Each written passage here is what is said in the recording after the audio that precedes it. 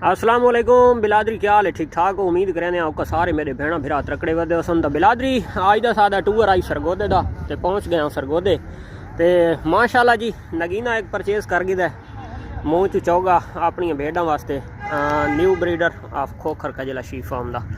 तो माशाल्लाह अच्छा जानवर परचेज किया, अच्छे जानवर का इंशाल्लाह शौक करसा। ब्लड लाइन दे कोई कंप्रोमाइज़ नहीं, तो सेहत जी है तो वो नॉर्मल या बेहतर या अच्छी, ये तो डलदा पिछावा होंदा है, उत्ते थले होंदा रहिंदा है। वैसे चीज़ चेक करो तो दिल नूं करो गार्डन गार्डन।